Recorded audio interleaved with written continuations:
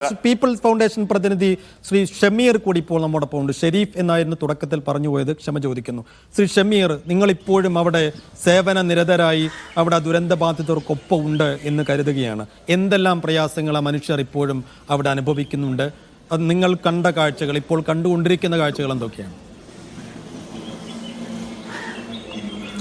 തീർച്ചയായും നമ്മൾ ഇപ്പോഴും ഈ 6 മാസം കഴിഞ്ഞ് 7 മാസത്തിലേക്ക് കടക്കുമ്പോഴും പരസ്പരം പഴിചാരലുകളും കുറ്റപ്പെടുത്തലുകളുമായി മാത്രം മുമ്പോട്ട് പോകുന്നൊരവസ്ഥയാണ് ഇപ്പോൾ ഈ ചർച്ചയിൽ പോലും കാണുന്നത് എന്നാണ് എനിക്ക് തോന്നുന്നത്.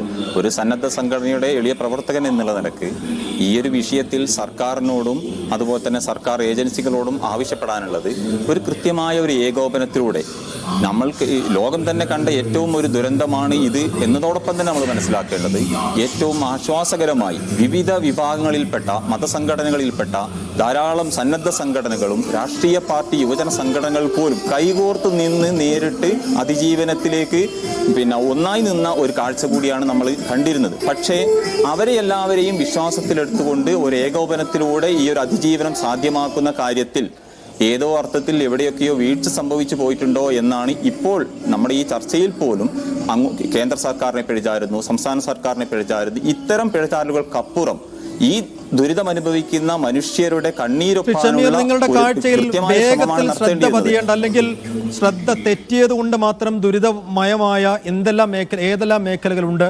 ഏതൊക്കെ ആളുകൾ ആ തരത്തിൽ ദുരിതം അനുഭവിക്കുന്നുണ്ട്? ഇപ്പോൾ നമ്മൾ മനസ്സിലാക്കുക 6 മാസത്തിന് ശേഷവും കൃത്യമായും എവിടേക്കാണ് ഇവർക്ക് പാർപ്പിടമൊരുക്കുക, ആ സംവിധാനം എന്തായിരിക്കും, ടൗൺഷിപ്പ് എവിടെ വരും എന്നതിന് കൃത്യമായ ഒരു ഉത്തരം പറയാൻ നമുക്ക് സാധിക്കുന്നില്ല. ഇപ്പോൾ ഞാൻ അനുഭവിക്കുന്ന ഒരു പ്രശ്നം, വാടകയ്ക്ക് കഴിഞ്ഞുകൊണ്ടിരിക്കുന്ന ആളുകൾ, വാടക ഉടമകൾ, വീട്ടുടമകൾ അവരെ നിർബന്ധിക്കുകയാണ്. കാരണം അന്നത്തെ ഒരു പരിതസ്ഥിതിയിൽ അവർ വാടക കൊടുക്കാൻ വാടക 6000 രൂപ വാടകയ്ക്ക് സമ്മതിച്ചിരുന്നു. ഏതൊരു ദുരിത മേഖലയിലും ദുരിതബാധിതരെ കയറ്റിപ്പാർപ്പിക്കാൻ ഒരു മനുഷ്യരും തടസ്സം നിന്നിരുന്നില്ല. പക്ഷേ ഇപ്പോഴുള്ള പ്രശ്നം 6 മാസത്തിന് ശേഷവും അവരുടെ ഒരു വരുമാന മാർഗമായിരുന്ന വാടക വീടുകളും മറ്റു വീടുകളും ഒഴിയാൻ നിർബന്ധിതരാണ്. അവരെയും കുറ്റം പറഞ്ഞ കാര്യമില്ല, കാരണം അവരുടെ ഒരു വരുമാന മാർഗമാണ്. അപ്പോൾ ഇവരും അത് ഈ ദുരിതബാധിതരും അത് അംഗീകരിക്കുകയാണ്, ഞങ്ങൾക്ക് എങ്ങനെയെങ്കിലും മാറി താമസിക്കേണ്ടതുണ്ട്. പക്ഷെ ഇപ്പോഴും ഒരു രീതിയിലും അതിനുള്ള ഒരു ശ്രമം, ഒരു ആശ്വാസം പോലും ഞങ്ങൾക്ക് നാളെ കിട്ടും, അല്ലെങ്കിൽ ഒരു 2 മാസം കഴിഞ്ഞ് ഞങ്ങൾക്ക് വീട് കിട്ടും എന്ന് പ്രതീക്ഷിക്കാൻ പറ്റുന്നൊരവസ്ഥ പോലും ദുരിതബാധിതർക്കില്ല. അതുപോലെ തന്നെ നിങ്ങൾ നേരത്തെ സൂചിപ്പിച്ചു, ചികിത്സയുമായി ബന്ധപ്പെട്ടുകൊണ്ട് വലിയ പ്രശ്നമാണ് ചികിത്സയുമായി ബന്ധപ്പെട്ടുകൊണ്ട് സംഭവിക്കുന്നത്.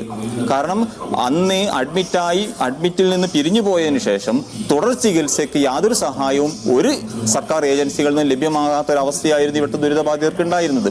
അതിനോടൊപ്പം തന്നെ തൊഴിൽ മേഖല, ഇവിടെ കച്ചവടം ചെയ്തിരുന്ന വിവിധ വ്യാപാര സ്ഥാപനങ്ങൾ, അവരുടെ തൊഴിൽ നഷ്ടപ്പെട്ട് വ്യാപാര സ്ഥാപനങ്ങൾ ഇല്ലാതായതിനു ശേഷം അത് പുനഃസ്ഥാപിച്ചു കൊടുക്കുന്നതിൽ ഒരർത്ഥത്തിലും ഇത്തരം ഏജൻസികൾ, ഞങ്ങളെപ്പോലുള്ള സന്നദ്ധ സംഘടന, പീപ്പിൾസ് ഫൗണ്ടേഷൻ മാത്രമല്ല വിവിധ സന്നദ്ധ സംഘടനകളുടെ സഹായത്തോടു കൂടിയാണ് പീപ്പിൾസ് ഫൗണ്ടേഷൻ സംബന്ധിച്ചിടത്തോളം അഭിമാനപൂർവ്വം പറയാൻ കഴിയുന്നത് 97 കച്ചവട സ്ഥാപനങ്ങളാണ് ഈ മേഖലയിൽ ഉണ്ടായിരുന്നത്, മുണ്ടക്കയിലും ചൂരൽമലയിലും.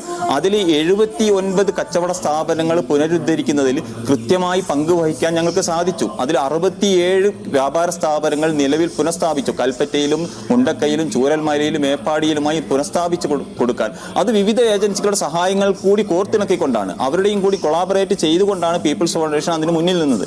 പിന്നീട് 100 ആളുകൾക്ക് സ്വയം തൊഴിൽ പദ്ധതിക്കുള്ള സഹായങ്ങൾ അനുവദിച്ചു കൊടുക്കാൻ പീപ്പിൾസ് ഫൗണ്ടേഷൻ സംബന്ധിച്ചിടത്തോളം സാധിച്ചു.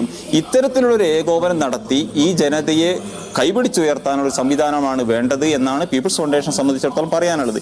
ഇനിയും അവരെ ദുരിതത്തിൽ തന്നെ മുന്നോട്ട് പോയാൽ ചിലപ്പോൾ ഇതിനേക്കാൾ വലിയ ചില ദുരിത വാർത്തകൾ നമ്മൾ കേൾക്കേണ്ടി വരുമോ